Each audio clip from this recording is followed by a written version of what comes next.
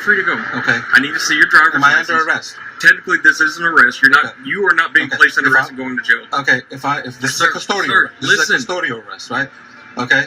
What department are you with? Texas Department of Public Safety. Okay. What's Texas your name? Highway Patrol. What's your name? I'm Trooper Taylor. Trooper Taylor. Yes, sir. Trooper Taylor. Yes, sir. Super. Okay. Am I under arrest? Is this a custodial arrest? Yes. Okay. Can you go ahead and read me my Miranda rights, please? Stop it. My Miranda warnings. You said I'm under arrest. Okay, that's the law. Is that now I want you to give me my Miranda warnings. For what reason? Because you said I'm under arrest. That's right. Like I said, it's a traffic arrest. It's a traffic stop. Okay. Okay. The law doesn't differentiate whether it's traffic or murder. Okay.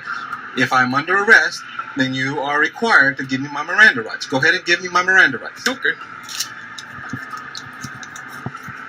Since against you in court, you have the right to have a lawyer present to it before and during any questioning by peace. I'm a police trainer instructor. I train and instruct military and law enforcement on various law enforcement multidisciplines to include case law, constitutional law, and patrol tactics. And it's kind of interesting here. We see a trooper not seem to understand the constitutional and case law aspects when it comes to Miranda, especially when it comes to something like traffic enforcement, traffic stops, moving violations. Usually state troopers and highway patrol are the subject matter experts, especially somebody, a Texas state trooper of that. From the Department of Public Safety, but it happened. So let's talk about this. So, in my honest opinion, I believe that cops over Mirandize way too much. The case law on this is extremely clear. I don't want to overly bore you with it, but essentially, for Miranda to go into effect, you really need somebody to be in custody, custodial interrogation. So, the first case law I like to talk about when I'm teaching Miranda is Oregon versus Matheson, 1977.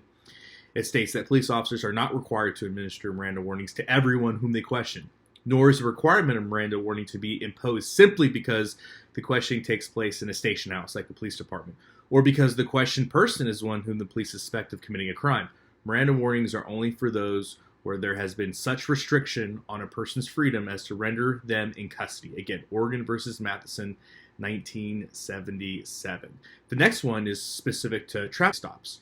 So we have Berkermer versus McCarty, 1984. The roadside questioning of a motorist detained pursuant to a routine traffic stop does not constitute custodial interrogation for the purposes of the Miranda rule. Again, Berkmer versus McCarty, 1984. So again, I don't know why this trooper is even attempting to validate what this driver is trying to attempt to do roadside.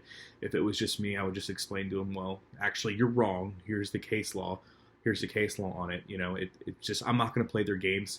Again, the Supreme Court is very clear on this. Go look up the case law yourself. But there's no reason to over Mirandize. Again, I believe cops over Mirandize. And from here, we can clearly see and establish that just because you're on a traffic stop does not mean that it's a custodial interrogation, nor do you have to fall victim to the driver's sense of validity here, which he's currently not. So again, Oregon versus Matheson, 1977, and Berkmer versus McCarty, 1984.